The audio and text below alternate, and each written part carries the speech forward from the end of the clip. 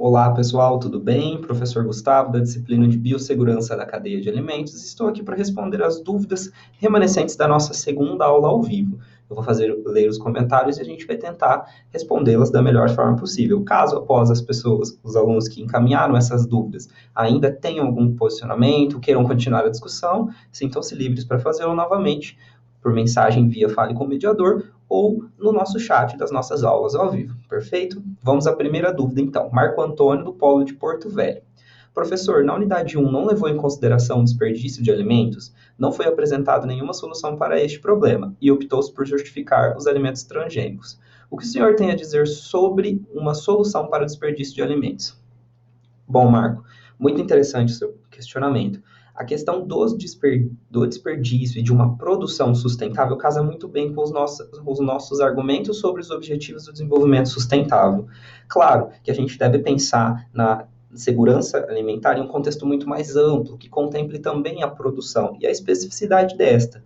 Ou seja, se eu tenho diferentes empresas, diferentes organizações, diferentes indústrias fazendo diferentes tipos de processos produtivos para gerar alimentos, o que eu posso fazer dentro de cada uma delas para reduzir esse desperdício? De repente, passar por um processo orgânico, um processo de direcionar para uma composteira, para um aproveitamento enquanto adubo. Depende muito do que se espera de um alimento e que seja evitado o seu desperdício, né? Então, poderíamos sugerir, por exemplo, dentro de uma indústria, em alimentos processados, eu poderia utilizar os alimentos que são rejeitos como insumo para a produção de outros. Se você avaliar o processo de produção de leite, por exemplo, leite UHT, né? Precisamos de grandes laticínios para fazer isso, para poder viabilizar o produto até que ele chegue ao seu consumidor final.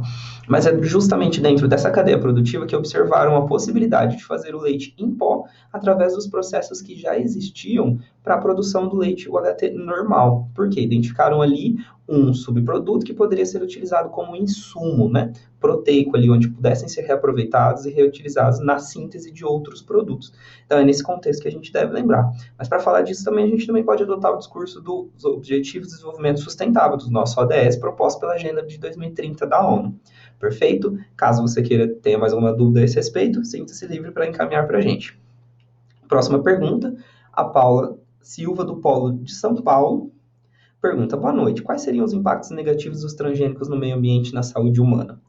Legal, Paula, vamos lá. No meio ambiente, a gente deve pensar o que está sendo discutido enquanto transgênico, ou o que seria um exemplo fictício para a gente, por exemplo, de um animal transgênico. A gente vai conversar um pouquinho sobre isso na nossa terceira aula ao vivo, mas imagina que a gente vai usar um exemplo fictício de um salmão.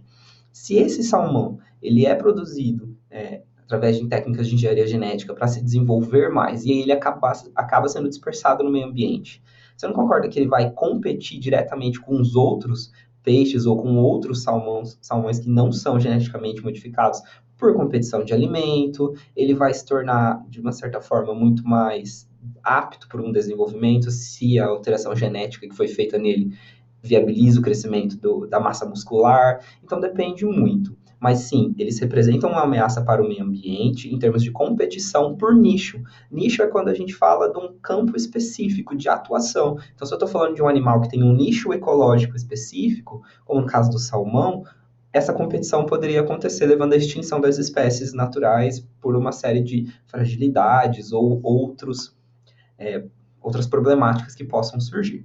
Em relação à saúde humana, a gente pode pensar um pouquinho no campo da pesquisa. Imagina se eu estou tentando desenvolver uma pesquisa com organismos geneticamente modificados em escala microbiológica. Então, estou falando de micro-organismos. E estes micro-organismos acabam saindo e extrapolando as áreas do laboratório e caindo no meio ambiente. Você já imaginou se esse micro-organismo é responsável por uma doença da qual você está tentando desenvolver uma vacina ou uma cura? Se ela cai no meio ambiente, consequentemente, ela pode se propagar e afetar a saúde humana. E pensando em um alimento transgênico, qual é o risco deste para a saúde humana?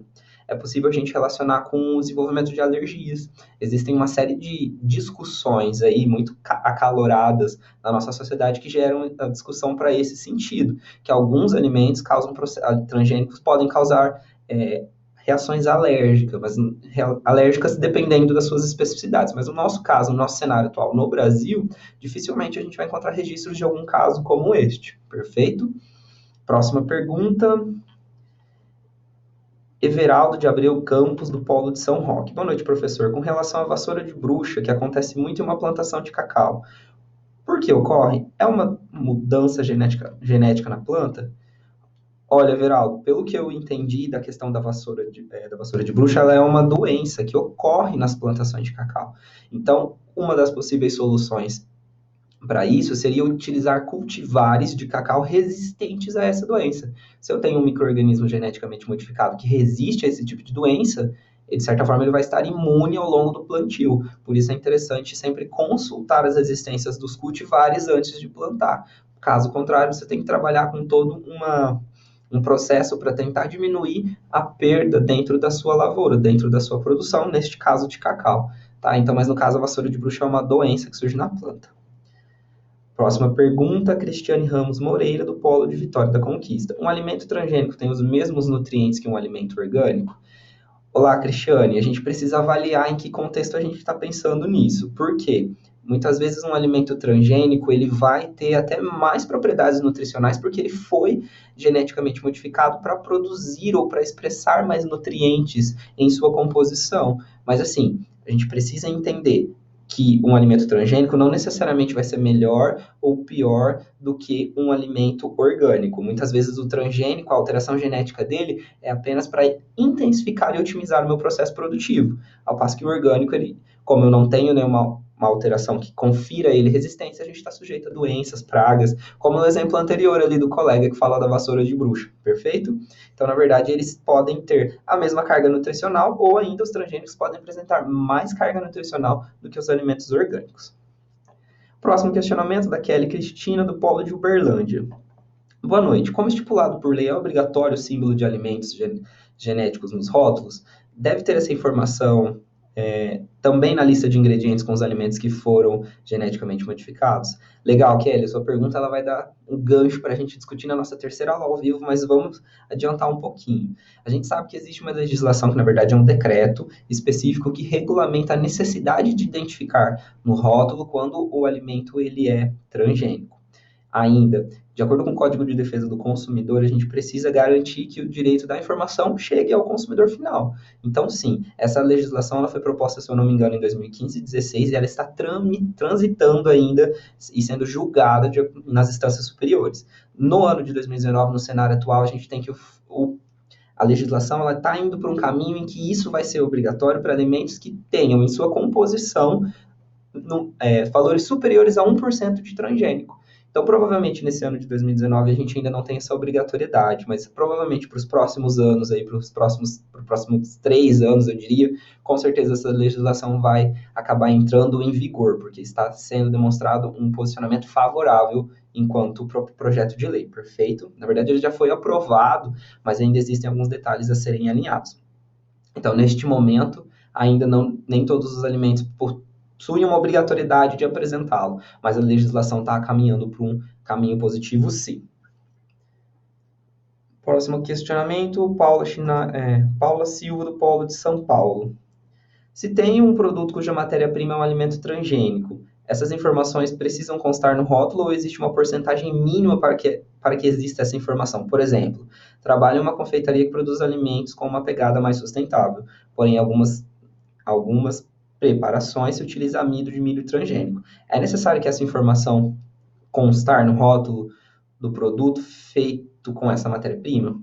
Olha, Paula, é o mesmo exemplo do que a gente discutiu ali com a Kelly na pergunta anterior. Provavelmente você vai precisar passar por uma adequação, sim, tá? Num futuro, em relação à composição dos produtos que você confecciona na sua confeitaria. Entretanto, você deve se atentar ao que é estipulado pela Associação Brasileira de Normas e Técnicas para apresentar essa rotulagem. Ou seja, imagina lá que no rótulo do seu produto você informe assim apenas, alimento contém amido de milho transgênico. Não é essa a forma correta de expressar. Você precisaria apresentar o símbolo dos alimentos transgênicos, que é uma placa triangular com um T na cor negra e o fundo amarelo, com as bordas pretas ou não, atendendo às dimensões dos padrões que são estabelecidos pelas normas que levaram a garantir a identificação desse símbolo nos alimentos. Então, por hora, aparentemente, o movimento político irá nos direcionar à obrigatoriedade para todo produto que utilize insumos transgênicos. Então, talvez no futuro próximo você vai precisar adequar toda a rotulagem, se já não é adequada, da tua confeitaria. Perfeito? Próximo questionamento, Marco Antônio Oliveira, do Polo de Porto Velho. E sobre a influência dos herbicidas sobre as abelhas e outros insetos? Marco, muito legal essa sua questão. Eu vou trabalhar isso um pouquinho na terceira aula ao vivo. Talvez eu relembre essa pergunta para discutir com quem estiver online no chat. Mas o que acontece? É realmente uma problemática. A gente tem que reconhecer que os insetos e as abelhas, em especial para todas as cadeias produtivas, elas têm um trabalho muito importante, porque são polinizadores naturais, ou seja, eles fazem um trabalho de polinizar para que as plantas possam ser fecundadas e gerar ali os seus produtos, os seus frutos, ou ainda suas inflorescências ou infrutescências, dependendo do que a gente está usando como exemplo. Mas sim, os herbicidas representam uma grande ameaça, tá, para esses polinizadores, em especial para as abelhas. Existem muitos estudos que indicam que as abelhas estão desaparecendo por conta da influência e da especificidade destes produtos. Então, é muito importante a gente pensar nesse contexto também. A gente precisa garantir uma eficiência na produção sem diminuir a biodiversidade, sem causar uma redução drástica ou eliminação desses possíveis polinizadores. Mas existe, sim, muita discussão, inclusive na mídia, sobre os efeitos do DDT. Para quem tiver um pouquinho de curiosidade, sugiro que vocês busquem uma informação sobre esse tipo de herbicida, perfeito? Que tem causado um efeito devastador e já causou ao longo do tempo sobre os insetos. Klaus, do Polo de São Bernardo do Campo, em São Paulo, pergunta: o que é a canola realmente? A canola é utilizada para a produção de óleo, Klaus. Você vai olhar no supermercado, na próxima vez que você for, o óleo de cozinha, muitas vezes ele pode ser oriundo da soja, muitas vezes ele pode ser oriundo da canola, tá? Então, você pode dar uma pesquisadinha dentro dos produtos ao nosso alcance mesmo sobre a origem, mas é um cultivar que representa uma grande importância no nosso país, em especial pela extração do óleo. E ele é um cultivar que passou por ajustes transgênicos em algumas linhagens para garantir a maior expressão e maior extração de óleo para síntese desse óleo comercial, tá ok? Próximo questionamento. Isabel Vieira, do Polo de São José dos Pinhais. Por que algumas pessoas têm preconceito contra os transgênicos se é uma prática já bem antiga? Será por falta de informação? Legal, Isabel. Talvez sim. É preciso que a gente tenha um olhar de cautela, e a gente vai aprender na nossa próxima aula ao vivo, já está no nosso material didático, que a legislação traz para a gente um olhar de cautela e precaução. Ou seja, a nossa própria lei de biossegurança traz para a gente que é necessário integrar o princípio da precaução quando você não conhece os efeitos daquele transgênico no organismo humano, no meio ambiente, ou em função de qualquer contato que possa existir em relação a esse alimento. Mas sim, muitas pessoas têm preconceitos, alguns países, inclusive, têm uma pegada mais sustentável, como eu já comentei na nossa aula ao vivo, na França, onde eles têm uma política bem irredutível em relação aos produtos transgênicos, né? Então, é uma questão de ser necessário conhecer melhor para saber daquilo que está falando. E quando a gente discute assim, olha, esse alimento é transgênico, a gente precisa olhar para a nossa reflexão e para o nosso entendimento. Vamos tentar entender com as informações disponíveis na rotulagem ou com as informações do fabricante qual é a alteração genética que aquele alimento apresenta. Se a gente está falando de transgênico, vamos pegar uma soja de exemplo. Vamos atrás da informação, consultar na Embrapa, junto à rotulagem do produto, a quem comercializou, qual é a alteração genética que este alimento sofreu, que este grão sofreu, e qual seria o resultado. Para ele estar sendo comercializado, provavelmente, um período de no mínimo 12 anos de estudo sobre este material genético, as alterações genéticas neste cultivar já foram realizadas. Então, a gente precisa entender também que, sim, estamos em um momento delicado, porque ainda não conhecemos todos os efeitos, mas o campo científico tem nos direcionado a uma compreensão de que os transgênicos não necessariamente são sempre os vilões, perfeito?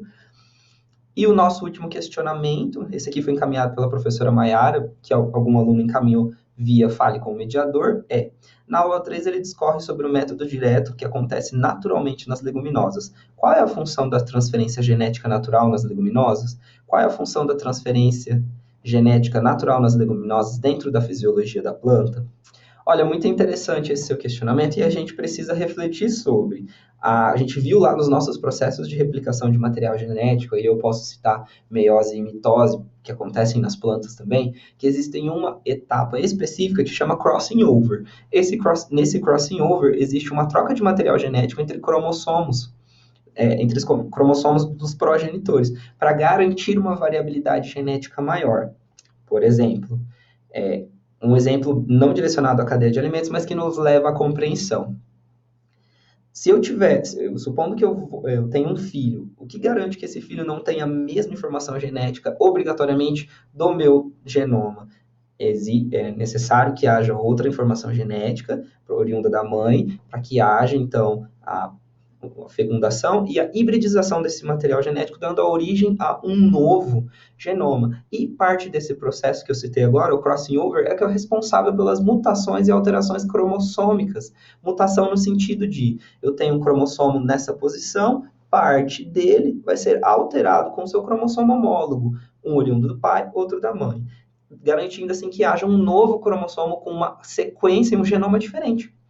É o mesmo sentido que acontece nas plantas. Quando elas fazem o processo, quando ocorre o processo de fecundação e elas estão gerando seus descendentes através das sementes ou dos frutos, dependendo se a gente está falando de uma angiosperma ou uma gimnosperma, vai ocorrer esse processo de troca de trechos do material genético para promover a variabilidade genética.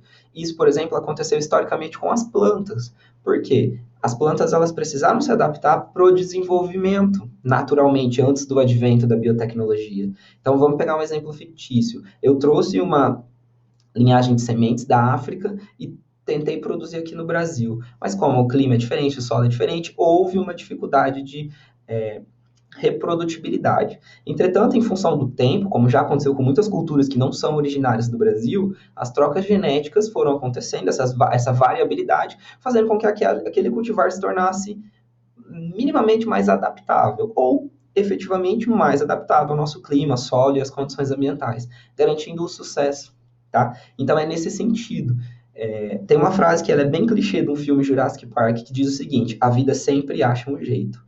E se a gente for pensar do ponto de vista biológico, essas alterações genéticas, essas trocas de material genético, elas justamente ocorrem para isso, para que os seres possam se adaptar às condições, garantindo o sucesso da sua espécie e o desenvolvimento da mesma, perfeito?